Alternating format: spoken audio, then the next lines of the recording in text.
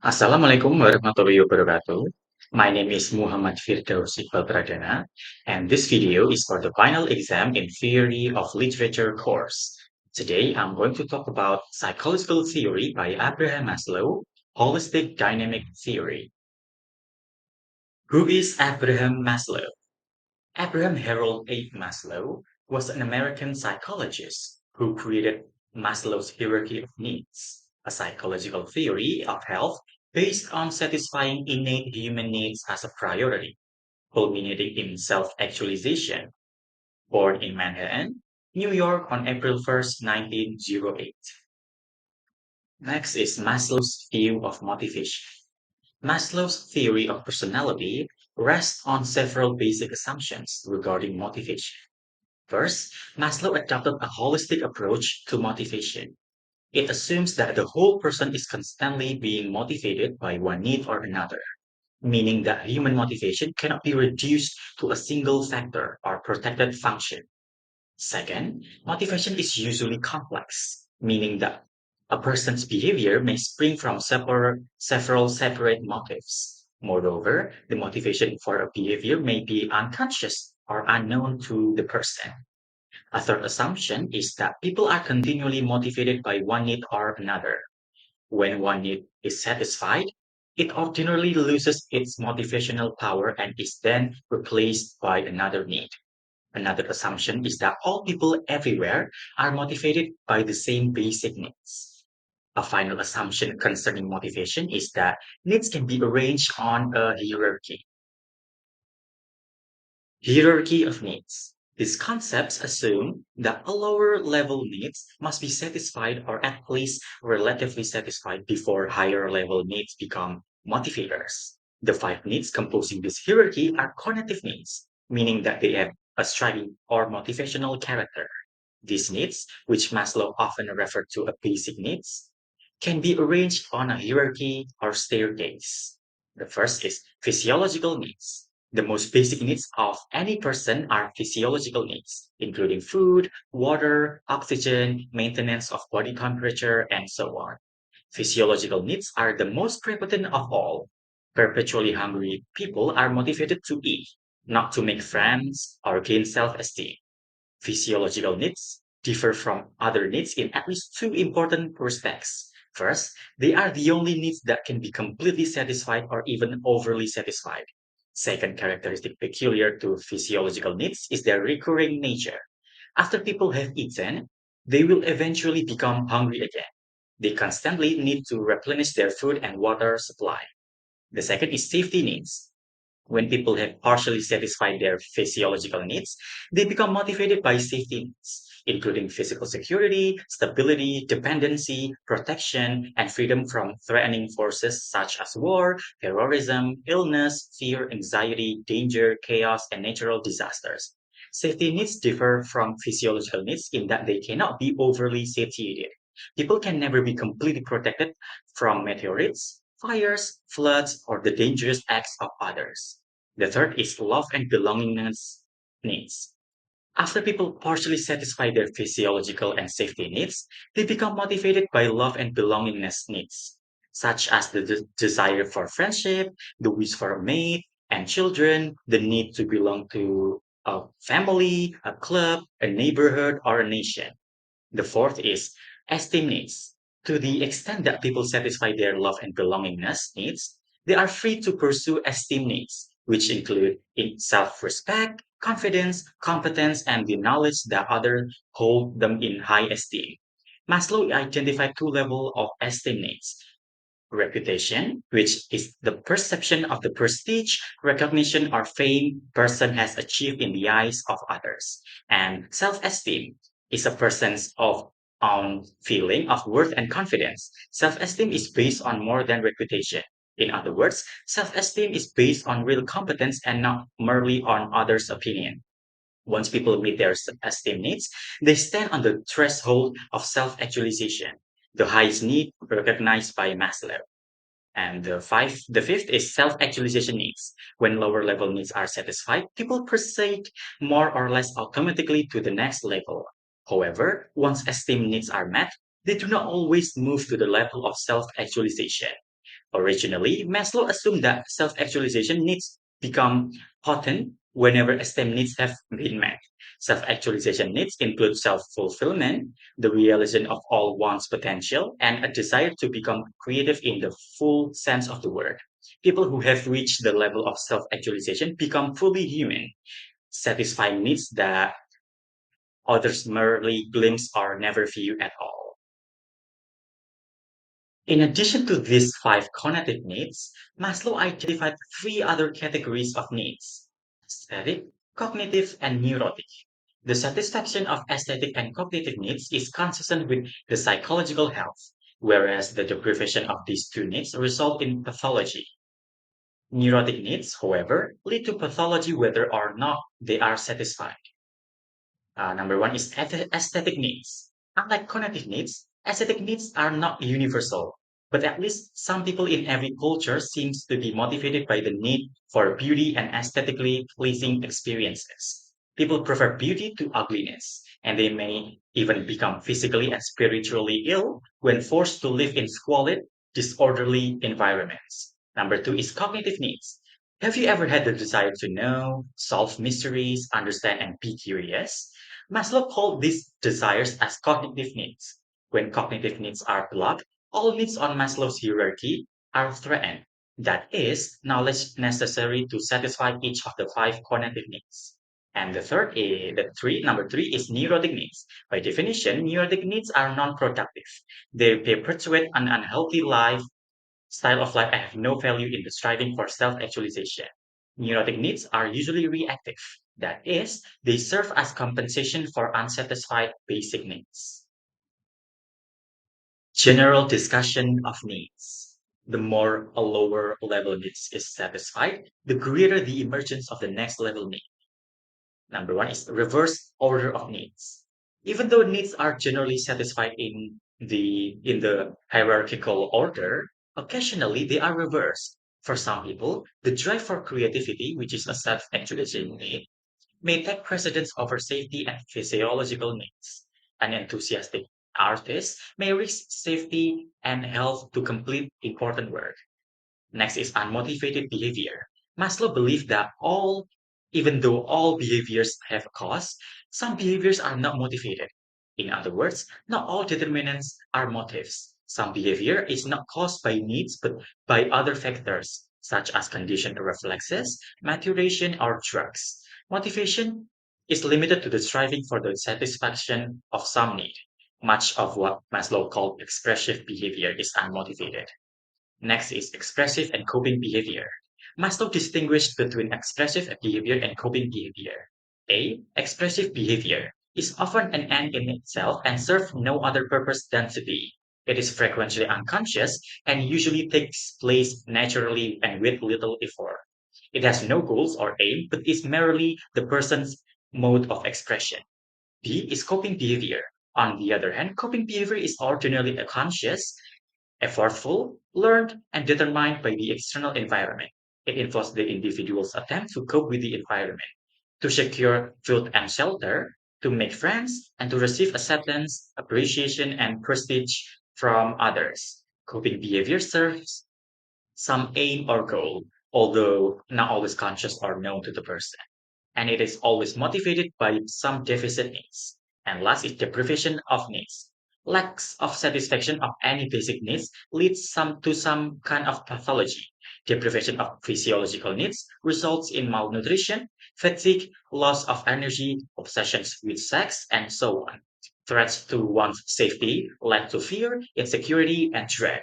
When love needs go unfulfilled, a person becomes defensive, overly aggressive, or socially timid.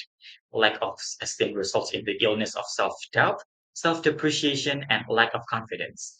Deprivation of self-actualization needs also leads to pathology, or more accurately, metapathology. Maslow defined metapathology as the absence of values, the lack of fulfillment, and the loss of meaning in life. Next is instinctoid nature of needs. Maslow hypothesized that some human needs are innately determined even though they can be modified by learning. He called these needs instinctoid needs. Sex, for example, is a basic physiological need. but the manner in which it is expressed depends on learning. For most people, then, sex is an instinctoid need. Next is comparison of higher and lower needs. Differences between higher needs and lower needs are those of degree and not of kind. First, higher level needs are later on the phylogenetic or evolutionary scale. For instance, only human, which is a relatively recent species, have the need for self-actualization. Second, higher level needs produce more happiness and more peak experiences, although satisfaction of lower level needs may produce a degree of pleasure. Self-actualization. Maslow's ideas on self-actualization began soon after he received his PhD, when he became puzzled about why two of his teachers in New York City, anthropologist Ruth Benedict and psychologist Max Wertheimer, were so different from average people. To Maslow, these two people represented the highest level of human development, and he called this level self-actualization. Maslow's quest for the self-actualizing person.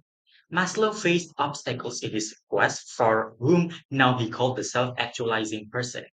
First, he was trying to find a personality syndrome that had never been clearly identified. Second, many of people he believed to be self-actualizing refused to participate in his search. Criteria for self-actualization. First, they were free from psychopathology. They were neither neurotic or psychotic, nor did they have a tendency towards psychological disturbances. Second, these self actualizing people had progressed through the hierarchy of needs and therefore lived above the subsistence level of existence and had no ever present threat to their safety. Maslow's third criterion for self-actualization was the embracing of the B values that I will explain after this. The final criterion for reaching self-actualization was full use and exploitation of talents, capacities, potentialities, etc. In other words, his self-actualizing individuals fulfilled their needs to grow, to develop, and to increasingly become what they were capable of becoming. Values of self-actualizers. Maslow held that self-actualizing people are motivated by the internal verities, what he called being values or B values. B values are not needed in the same sense that food, shelter, or companionship are. Maslow termed B values meta needs to indicate that they are the ultimate level of needs. He distinguished between ordinary need, motivation, and the motive of self-actualizing people, which he called meta-motivation. Maslow identified 14 B values, but the exact number is not important because ultimately all become one or at least all are highly correlated. Deprivation of any of the B values result in metapathology, or the lack of meaningful philosophy of life. Characteristics of self-actualizing people. Maslow believed that all humans have the potential for self-actualization. Then, why are we not all self-actualizing? To be self-actualizing, Maslow believed people must be regularly satisfied in their other needs and must also embrace the B values. Maslow listed 15 tentative qualities that characterize self-actualizing people to at least some degree. Number one, more efficient perception of reality. Self-actualizing people are less afraid and more comfortable with the unknown. They not only have a greater tolerance of ambiguity, but they actively seek it and feel comfortable with problems and puzzles that have no definite right or wrong solution. Number two is acceptance of self, others, and nature. Self actualizing people can accept themselves the way they are. They can tolerate weaknesses in others and are not threatened by others' strengths. They accept nature, including human nature, as it is and do not expect perfection either in themselves or in others. They realize that people suffer, grow old, and die. Number three is spontaneity, simplicity, and naturalness. They are unconventional, but not compulsively so. They are highly ethical, but may appear unethical or non-comforting. They ordinarily live simple lives in the sense that they have no need to erect a complex veneer designed to deceive the world. They are not They are unpretentious and not afraid or ashamed to express joy, awe, elation, sorrow, anger, or other deeply felt emotion. Number four, problem centering. A fourth characteristic of self-actualizing people is their interest in problem outside themselves. These interests allow self-actualizers to develop a mission in life, a purpose for living that spreads beyond self-aggrandizement. They are concerned with eternal problems and adopt solid philosophical and ethical bases for handling these problems. Number five is the need of privacy. Self-actualizing people have a quality of detachment that allows them to be alone without being lonely. They feel relaxed and comfortable when they are either with people or alone. Self-actualizing people may be seen as aloof or uninterested, but in fact, their disinterest is limited to minor matters. Because they spend little energy attempting to impress others or trying to gain love and acceptance, they have more ability to make responsible choices. Number six is autonomy. Self actualizing people are autonomous and depend on themselves for growth, even though at some time in their past they had to have received love or security from others. No one is born autonomous, and therefore no one is completely independent of people. Autonomy can be achieved only through satisfactory relations with others. Seven, continued freshness of appreciation. Maslow wrote that self actualizing people have the wonderful capacity to appreciate again and again, freshly and naively, the basic goods of life with awe, pleasure, wonder, and even ecstasy. They have an appreciation of their possessions and do not waste time complaining about a boring, uninteresting existence. In short, they retain their constant sense of good fortune and gratitude for it. Number eight, the peak experience. Peak experiences are often described as transcendent moments of pure joy and elation. Being in love is one example of a peak experience. Number nine is Gemeinschaftsgefühl. Self-actualizing people possess Gemeinschaftsgefühl, Adler's term for social interest, community feeling, or a sense of oneness with all humanity. Maslow found that his self-actualizer had a kind of caring attitude toward other people. Although they often feel like aliens in a foreign land, self-actualizers nevertheless identify with all other people and have a genuine interest in helping others. Number 10 is profound interpersonal relations. Related to Gemeinschaftsgefühl is a special quality of interpersonal relations that involves deep and profound feelings for individuals. Self-actualizers have a nurturing feeling toward people in general, but their close friendships are limited to only a few. 11. The democratic character structure. They could be friendly and considerate with other people regardless of class, color, age, or gender. And in fact, they seem to be quite unaware of superficial differences among people. Beyond this democratic attitude, self-actualizers have a desire and an ability to learn from anyone. 12. Discrimination between means and ends. They set their sights on ends rather than means and have an unusual ability to distinguish between the two. They enjoy doing something for its own sake and not just because it is a means to some other end. 13 is philosophical sense of humor. The humor of a self-actualizing person is intrinsic to the situation rather than contrived. It is spontaneous rather than planned. Because it is situation dependent, it usually cannot be repeated.